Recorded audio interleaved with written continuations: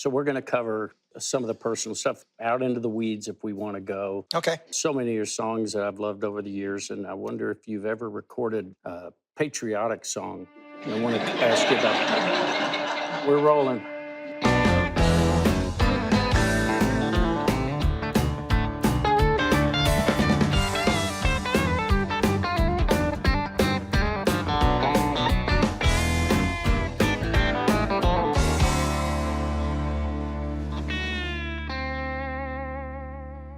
Good evening, I'm Clint Black, and tonight I'm talking in circles with Lee Greenwood. Hey, welcome, Lee.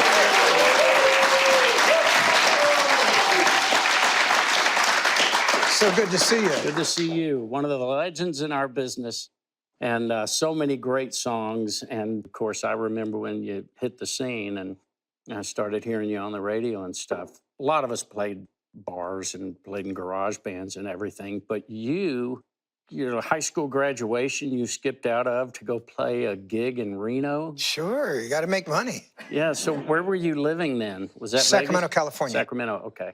I was born in Los Angeles. And the reason I was born there was because my father and mother lived there. And then he joined the Navy right after the bombing of Pearl Harbor. So he was 4 years in the Navy, 4 years in the Merchant Marine. And my mother was stuck with 2 kids to raise. And in World War II, everybody had to work. It was a sacrifice for everybody in the country. So she felt she needed her mom's help. So she shipped us, me and my sister, off to Sacramento. And I was raised by my grandparents on a farm. So you're born right in the middle of World War II. Mm-hmm. And, you know, as you're reaching the age where you start to become more aware, how much did you know about that when you were a kid? I have to be honest, I didn't know a lot. I was protected by my grandparents, you know, and by the time I got into high school, I had the choices of just about anything I wanted to do as long as I was safe. I played baseball, all-star baseball, from the time I was 12. I told you that I'm a sax player. And I played piano first because that was my mother's instrument in the 40s. But I wouldn't take lessons from her.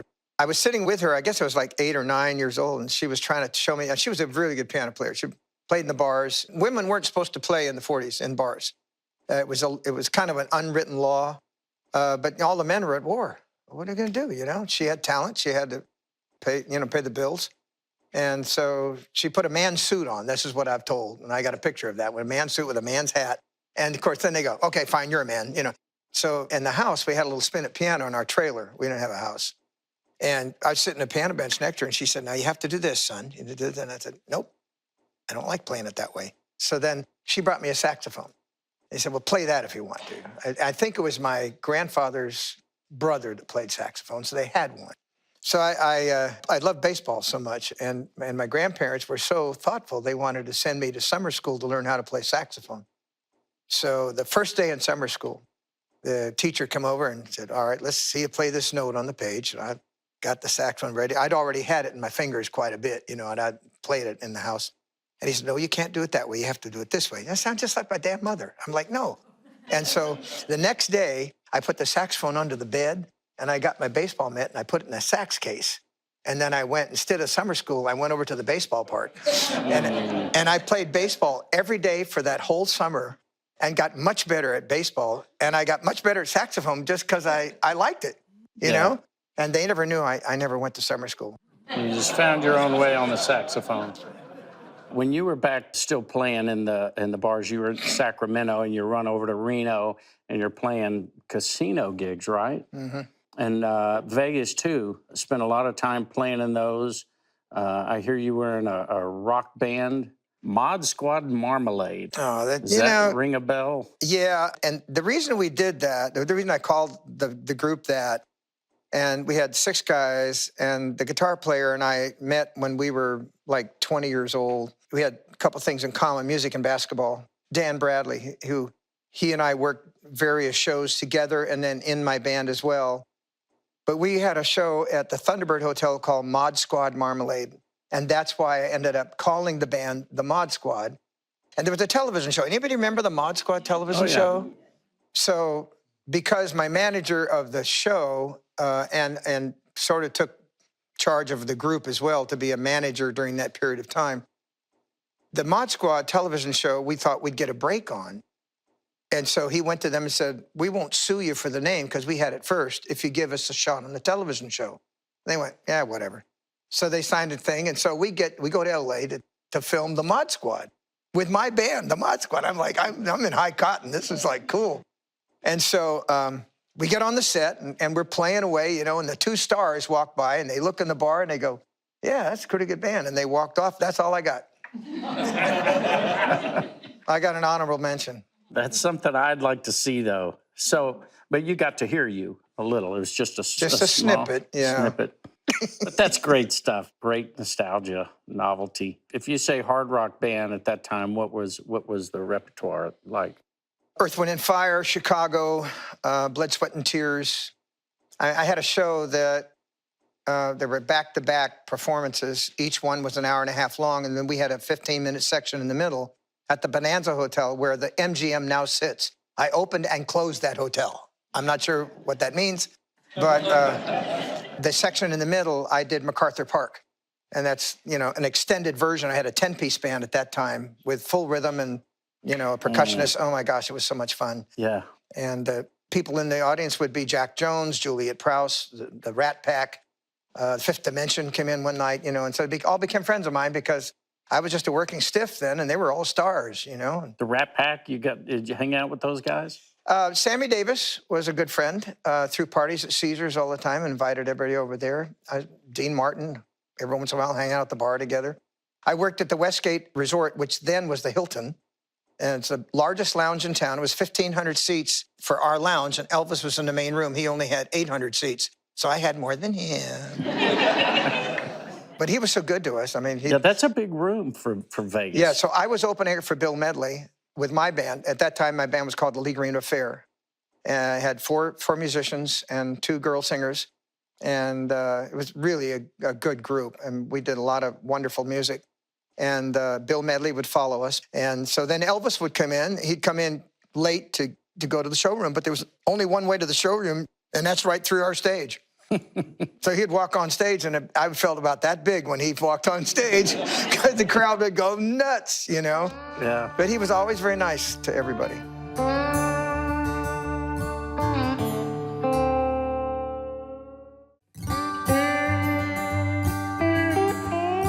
You came to Nashville around 81? 79.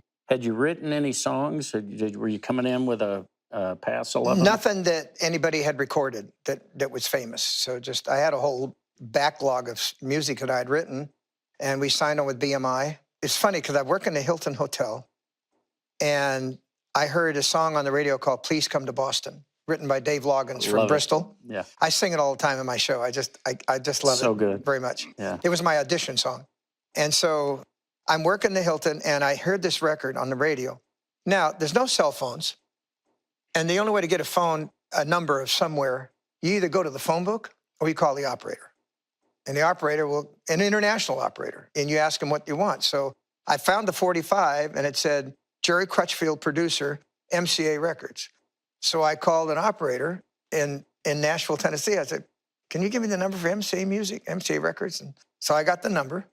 And so I called MCA Records, and I got the secretary, and she says, can I help you? I said, I'm Lee Greenwood. I'd like to talk to Jerry Crutchfield. She said, okay, just a moment.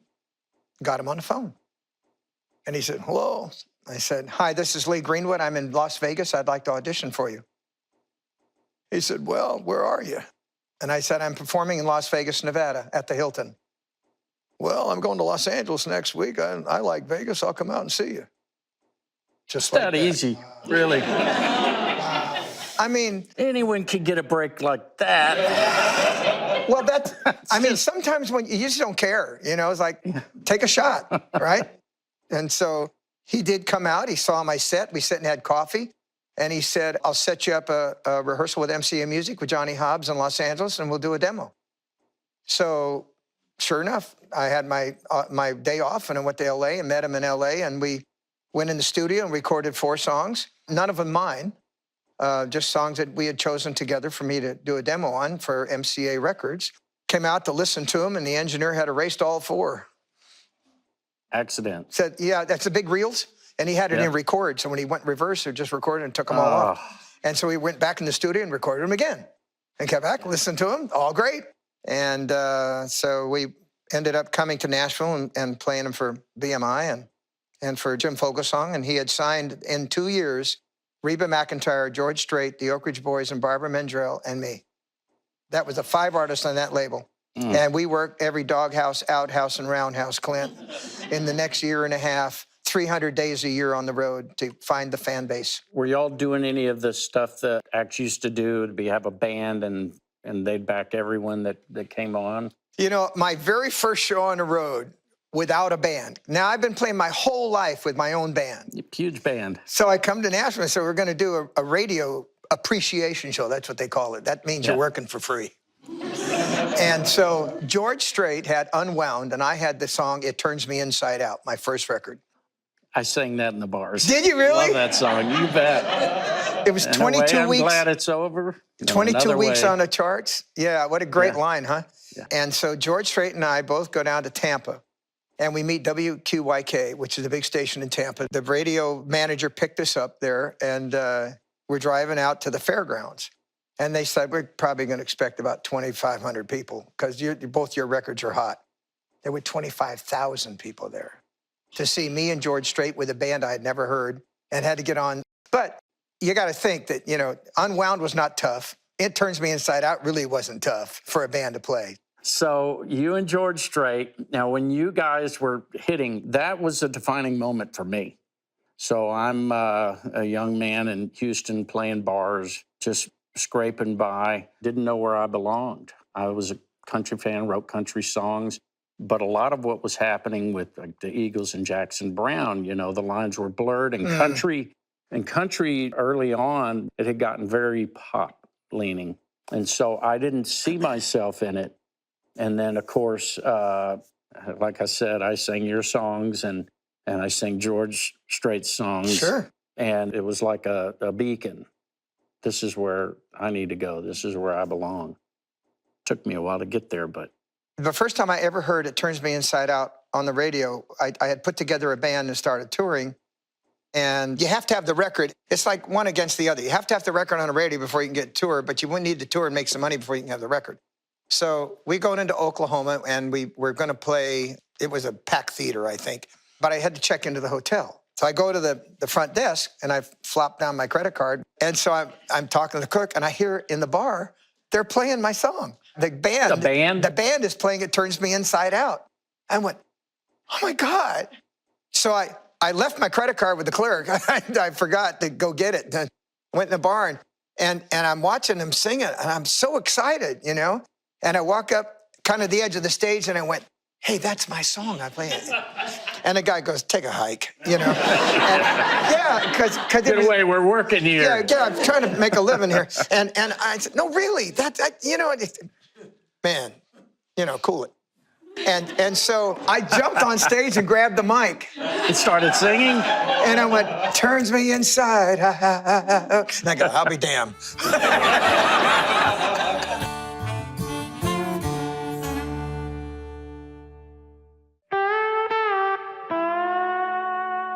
Okay, so I got to tell you one story. Yeah. We don't like Los Angeles making a call on Nashville's profit center. Barbara and I, same mentality. The Oak Ridge Boys, Reba McEntire, we're a separate entity. I'm proud to be at the MCA in Nashville, and we're not going to let LA dictate to us. However, I write God Bless USA in 1983 in September. I have 3 hits already on the radio. Marilyn McCoo with The Fifth Dimension became a close friend of mine when I was performing in Vegas. She then becomes the MC for Solid Gold, a television. You remember Solid Gold? Oh, yeah. In Los Angeles? Okay, so we're invited to go there. I just recorded USA, and I had it on a cassette. We record Solid Gold. We finish on Halloween night. This is October 31st, 1983. Marilyn McCoo comes out at the end of the show, gives me a bottle of champagne. She says, come back when you get a couple more hits. We'll have you back on the show. Great. I go get in my stretch limo, and I go heading for the airport. It's 8 o'clock. I got the red eye. The red eye leaves at 1:20 in the morning for Nashville. I got 4 hours. And I've got this little baby in my pocket that I want everybody to hear. And I said to the driver, where does Irving Azoff live? Now, let me just tell you. Irving Azoff at the time was the most important, influential man in Los Angeles. In all of the recording industry, he owned and managed Universal Pictures, Universal Records, MCA Records, country and pop. I said to the limo driver, take me to his house. So we drive up in front of Irving Azoff's house. It's not a gated community. It is Halloween night. Trick or treat. Irving Azoff is standing in the front door of his home, and his 3 little children dressed as bumblebees go trick-or-treating. And they're running off to Barbara Streisand's house down the block. I get out of the limo, walk the 10 yards right up to him. I grabbed a bottle of champagne, take the cassette out, and I went, trick or treat. I kid you not. I know. And so he said, who are you? I'm Lee Greenwood, I'm on your Nashville label. And he said, oh, great, I know who you are, come on in. He said, what are you doing in LA? And I said, well, I just recorded Solid Gold. And I said, but I have something I want you to hear. And so he puts the cassette in, listens to 3 minutes and 20 seconds. He said, interesting, do you have a project? So I said, well, we're working on something. He said, when you finish it, bring me to LA, I want to hear it. There's the open door. For the first time, Jerry and I talked, and we said, let's get LA behind this record. Unlike all of the other acts in Nashville, I'm going to go and I'm going to ask Los Angeles to get behind this record. So we fly out to Los Angeles and we finish the record. It's called You Got a Good Love Coming. And he gets all his guys up there, and it's tape. So we play the whole album. And after the album's over, he looks at me and he said, what do you think ought to be the single? And I said, how about you making that choice? God Bless the U.S.A. Had he not said that, no one would have ever heard that song. We'd have released You Got a Good Love Coming, and we have a video. Go to YouTube, you'll find it. It's got Patrick Duffy making a cameo. I had $25,000 in that song of my own money, and I wanted that to be the single. And when he said USA, I'm like, oh, how could you say that, you know? Yeah. So 40 years later, it's like, thank you. Oh, my God. You know, you're saying nobody would have heard God Bless the USA. I don't think so. I disagree. I mean, from the moment that song starts, if tomorrow all the things were gone, I've worked for all my life. That was about my grandparents losing their farm in the 50s. Yeah, it's just... It's very personal for me. And I had to start so again with just my children and my wife. There's nothing more important than family. Yeah. Home is where the heart is. It's too great a song for anyone with patriotism in their heart that I think it would have found its way through. It set the bar for anyone who wants to write a patriotic song after that. There's just no way to top it. I've written one, America's Still in Love with You, proud of the song, but there's no topping God Bless the USA. And that song has put you into situations singing for our finest on the bases and around the world, men and women in uniform, singing for presidents. George Bush Sr. George Bush 41, I sang at his inauguration at the Lincoln Memorial. And I also sang for President Trump's inauguration at the Lincoln Memorial. It was kind of cool to be, you know, hanging around with the big dogs. You know, whatever your politics are, there's a feeling you get. You know, if you're in the White House or you're at some event like that. I sang at the celebration at the Ford Theater after Operation Desert Storm. And I heard Schwarzkopf. Did he listen? Did he play it for the troops? There was something just before. Yeah, General Schwarzkopf played God Bless USA just before they went to war in the Gulf War. You know, said a prayer, played God Bless USA, let's go kick some ass. That's basically what he told his troops.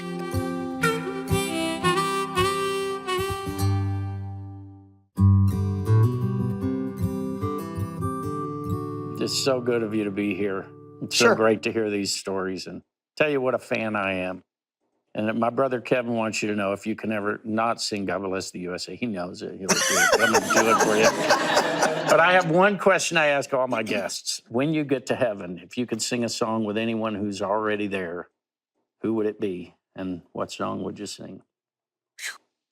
Ray Charles. And I would sing America the Beautiful. Yeah, great choice. His rendition of America the Beautiful is just his soul just rolls out across you. And I've sang Georgia when I'm in Georgia. Georgia, you know, I'm trying to emulate him, but when he sings America the Beautiful, you feel patriotism in your heart. You feel the cultural clash, the suppression that African Americans had at the beginning of our country, and you feel it coming out of his heart, you know. And yet he's the pride of living in this free country as a black man, you know. It's like, yeah, that'd be the song I'd want to Yeah, sing. he saw the hardest parts of it, and to come to that, still seeing the good. Yeah. It's good to feel Thanks it. for the question. That was good. Yeah. Hope it's a long time before you get up there and do that.